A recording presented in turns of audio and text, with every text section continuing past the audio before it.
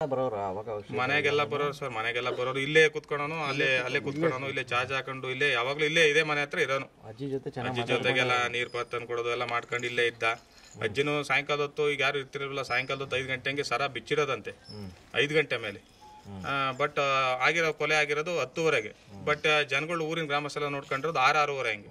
ಪೊಲೀಸ್ನವ್ರು immediately 7-7:15 already ಸ್ಪಾಟಿಗೆ ಬಂದು ಪಾಪ ಒಳ್ಳೆ ರೀತಿಯಾಗಿ ನಮಗೆಲ್ಲ DYSP ಶೇಖರ್ ಸರ್ರು, ಆಮೇಲೆ ನಮ್ಮ ಅಡಿಷನಲ್ SP ಗಳಾಗಿರ್ತಕ್ಕಂಥ ನಮ್ಮ ಗೋಪಾಲ್ ಸರ್ರು.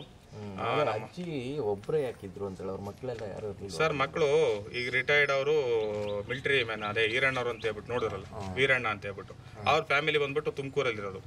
ಅವರ ಮಕ್ಕಳು ಇನ್ನು ಅದೇ ಒಬ್ಬ ಫಾರಿನಲ್ಲಿ ಪುಟ್ಟಿರಮ್ಮಗೆ ಇಬ್ರು, ಒಂದು ಹೆಣ್ಮಗಳು ನಿಡ್ಗಟ್ಟೆ ಕೊಟ್ಟಿದೆ ಸರ್. ಅವರು ಬೆಂಗಳೂರು ಸೆಟ್ಲು, ಗಂಡನ ಮನೆ ವಾಸ.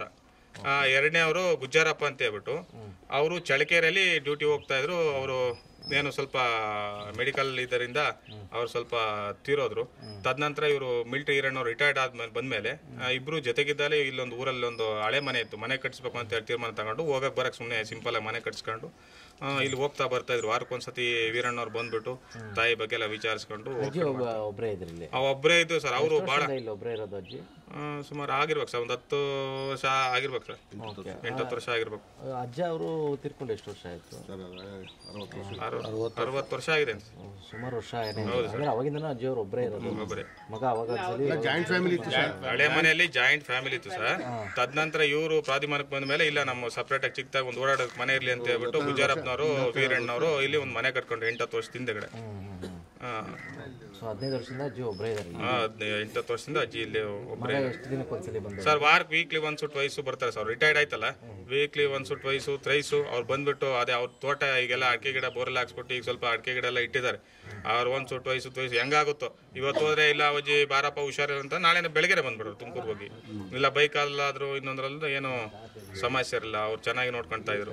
ಏನಕ್ಕಾಗಿರೋದು ಅಂತ ಹೇಳಿ ಗೊತ್ತಾಗಿರೋದು ಸರ್? ಅವನ್ನ ನಾವು ವಿಚಾರಿಸಿದಾಗ ಅವನೇನು ಹೇಳ್ತಾ ಅಂದ್ರೆ, ನನಗೆ ಸರ ನೋಡ್ಬಿಟ್ಟು ಆಸೆ ಆಯಿತು, ನನಗೂ ಆಸೆ ಆಕಾಂಕ್ಷೆಗಳಿದ್ವು. ನಾನು ಸರ ಹಾಕೊಳಕ್ಕಲ್ಲ ಸರ್, ಅವನು ಸರ ಮಾಡಿಬಿಟ್ಟು ಅವನ ಒಂದು ಲೇವಾದೇವಿ ಕೆಲಸಗಳಿಗೆ ಮಜಾ ಮಾಡೋದಕ್ಕೆ ಅವನು ಉಪಯೋಗಿಸ್ಕೊಂಡಿರ್ತಕ್ಕಂಥದ್ದು.